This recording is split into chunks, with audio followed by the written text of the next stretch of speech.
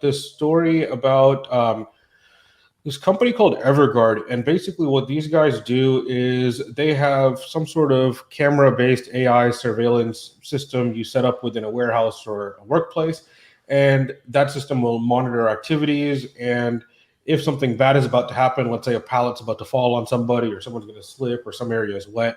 I don't know what all they do, but I would imagine something along that line.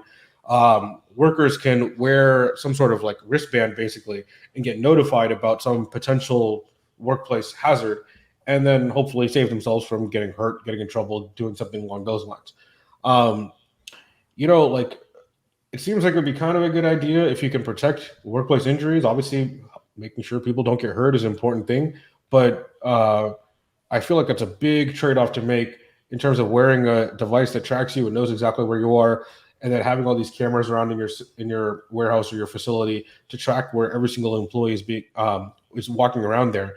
And so I feel like this type of market is fastly growing, and we've seen a lot of stories about like Amazon as well, right? Like drivers and cameras. I've seen stories about like Ubers with cameras and drivers, similar situations. So um, this could be like a big, I think, a big market. Obviously, I think people in general will find this to be very attractive. And as an employee, you don't really have a choice but to sign off to it, right? You can't really opt out of this sort of workplace safety measure. And I'm sure it's spun in a lot better way. But what do you guys think of this kind of safety versus surveillance kind of topic, right? Like you got to have some kind of trade off somewhere. And there is some good out of it, but there's also a lot of bad. It's a balance there. I mean, and I don't think anybody has a clear answer on where that balance is. Obviously, the surveillance companies want the line to be drawn for the route, and then the employees and have to be vocal about where the line should be, and it's a balance that we'll find over a period of time. But end of the day, I think it comes down to something simple. Is there a place for this to protect employees and everyone? Absolutely, there is a place. But one of the key aspects to adoption of this is transparency. Are employers informing the employees about what is being tracked, what is not being tracked, what is happening with their data? Do they have control of their data? Can they go in and clear that data? If that transparency exists, then employees will, and systems like these will typically work. I think the issue is lack of that transparency. What is being recorded? Who is who has access to that data? If let's say you have cameras in your office, is the data residing within the company, or did you outsource that to a third party who is taking that data? Is the third party doing facial recognition and selling that as a training system for other third party, fourth party AI systems? Well, it is likely. Having that transparency for what's happening with that data is the number one thing. And if that is taken care, then there'll be a clear way where you can draw the line on where what the balance is between surveillance and safety. I think that's the biggest challenge of all. Where's the line? There's safety, there's security, and there's surveillance and lack of privacy. And I think you can almost look at almost every instance of this isn't just around like now, but almost every kind of technology can do good or it could do bad. It all depends on who's using it. And I think as we get more and more digital pieces all around us spewing information, that information can be used to help or to surveil and track. And that's why I think it is important for some form or some level of legislation, some rules, some regulations has to be applied, and not by each state.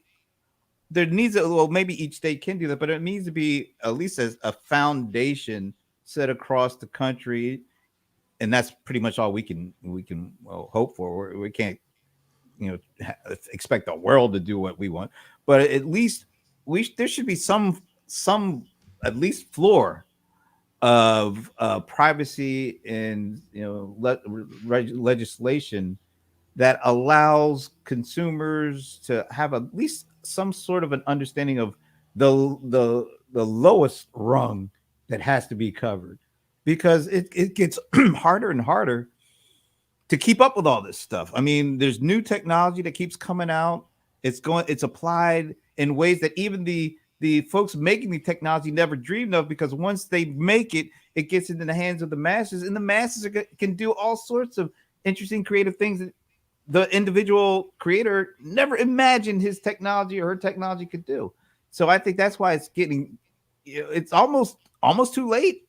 I hope it's not too late, but I think it's important because as this stuff rolls out to more people and more technologies are created that allow crazy things to be done that we didn't dream of even a few short years ago, there has to be some way that we as humans at least know certain things, certain lines won't be crossed, or else there's no way that we can have our lives as at least a certain level of privacy to our own lives before everything gets out there. Yeah, I think, and particularly, I think we are still in the early stages of it. That balance is critical. Take say Tesla's FSD, for example. They surveillance to some extent is needed there, and then safety. We know when everything works, the safety part of it, it will be safer in the long run. And because this is still in the early stages, we cannot 100% rely on the system. And as an industry, we are still in those early stages.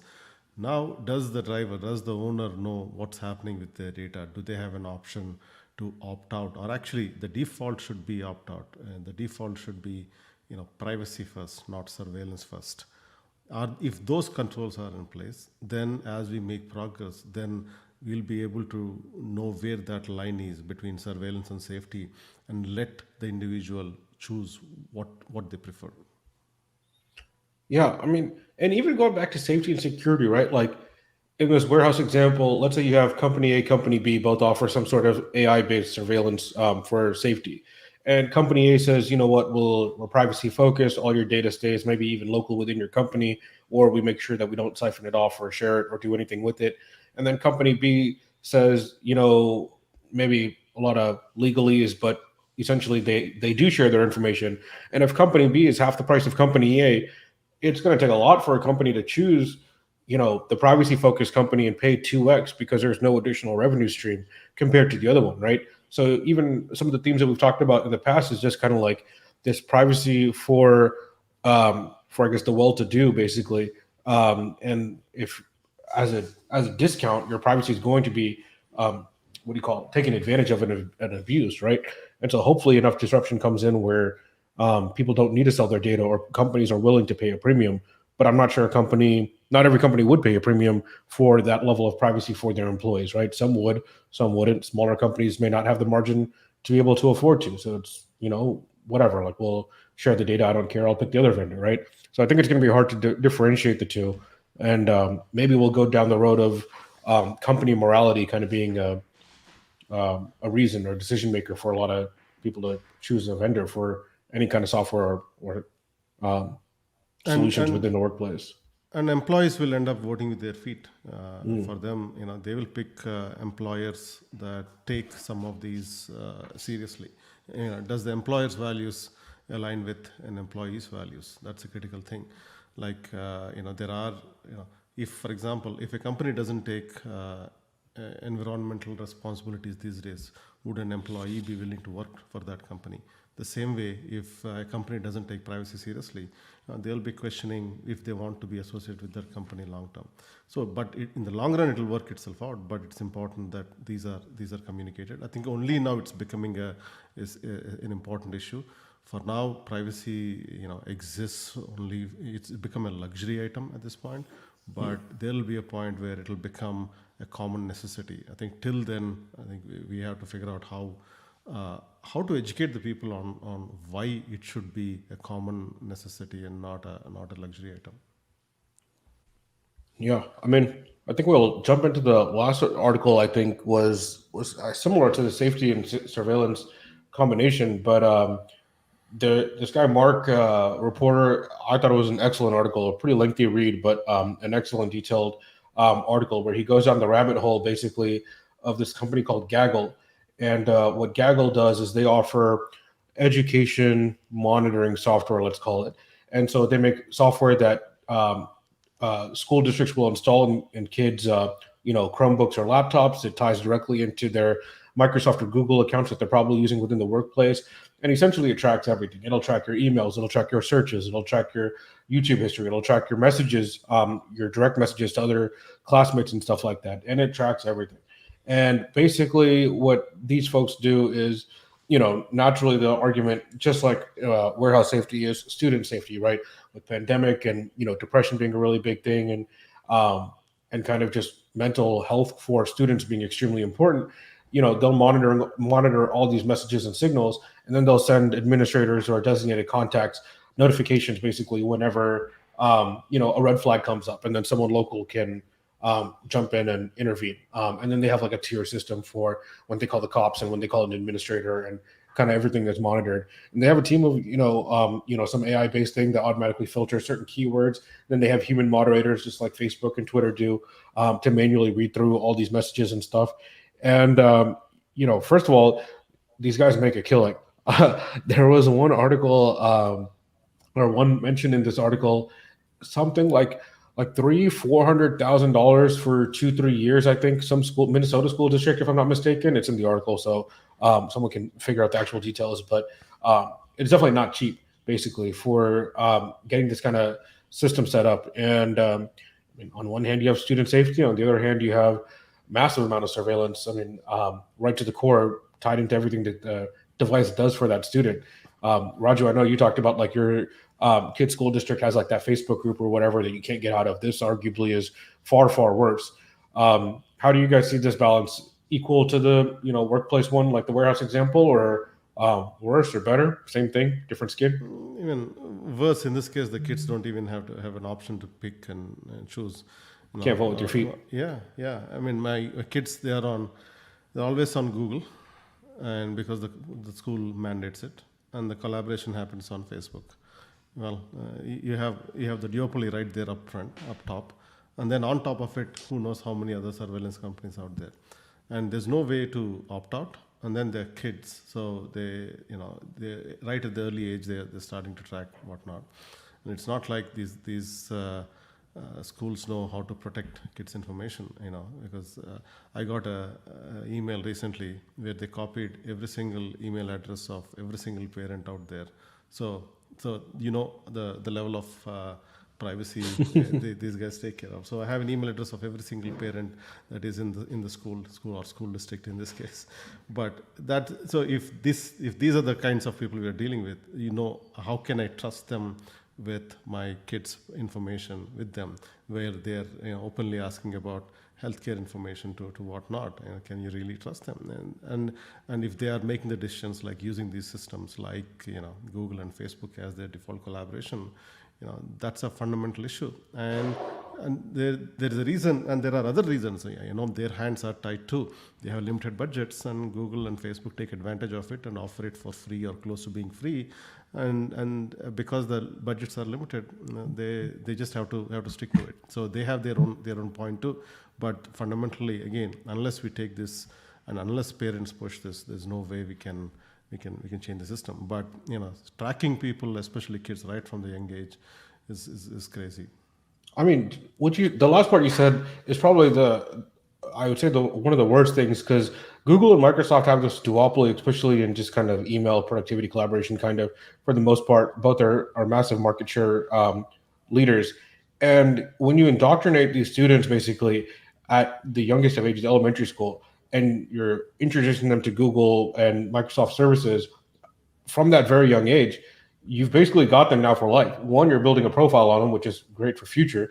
But two, you're almost ensuring that these are the tools that people are going to be familiar with when they grow up and when they join the workplace, right?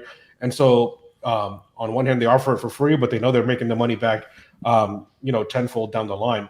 And it's not fair because, like you said, schools have limited budgets and they can't spend that kind of money. I did end up finding the numbers for that school district I was talking about earlier, though. So Minneapolis school district spent $350K on a partnership with this gaggle company until 2023. So a 3-year deal at 355K, and then that included 65K in like federal relief money that came through as well. But even then, 350 over 3 years, 100K a year for this kind of software, not cheap by any means. And so they will pay a premium on this. And arguably, if a school district doesn't implement a software like this, then if something happens, God forbid, to a student, and if I was a parent, I'd probably be like, well, how come you don't have stuff like this in place to keep track of stuff, right? So I could see them kind of being stuck between a rock and a hard place on this pretty easily. Let me do this. Let me first of all bring myself back in here, and then Welcome. let's go to this. Actually, I'm just gonna read these because the slide is a little bit blurred with the export that took place. But it says that tools like Gaggle have become ubiquitous in classrooms across the country, according to the forthcoming research by DC-based Center for Democracy and Technology. In a recent survey, 81% of teachers reported having such software in place in their schools. Though most students said they're comfortable being monitored, 58% said they don't share their true thoughts or ideas as a result, and 80% said they are more careful about what they search for online. So once again, we're this stuff, it's controlling kids in the way that kids are. Remember when we were kids, we weren't afraid of maybe that was naivety, but we just weren't afraid of our every move being documented and kind of used against us and shared with all sorts of third party companies. We have nothing, no relationship at all, but because these companies want to get in our heads and sell us stuff or do whatever. Now you got these systems that, let's say it is meant originally, the main purpose was for good intent, but we see this is like a recurring theme every time. Maybe it's there's too many good looking cookies in the cookie jar, and we meant to take just one cookie and we can't help ourselves. We're just grabbing the whole stash and pulling it out, and we all know that's not a good thing for anybody. And it just seems like, Tejas, you asked about, is this worse than the employees? I think this is worse because it's kids, and that's the main thing. We're adults. We would like to not have certain things happen to us, and we would like to have more control over or certain things. But when it comes to kids, man, that's where the line should be drawn. And as we see time and time and time again, it's not. And it's not, and we've seen that with the recent Facebook example with teenage girls, right? They knew that it is negatively impacting teenage girls, yet they didn't do anything about it because they put profits over privacy, and that is an issue fundamentally, and it comes down to morals, and it's proven again and again, and if they really have good morals, we wouldn't be here in the first place. Yeah. Wow, we wouldn't be having this show, I guess, if we didn't. Yeah, I mean, I would consider it a successful show if we didn't have enough things to talk about it. Unfortunately, the duration of the show keeps increasing, so we are heading down the wrong direction.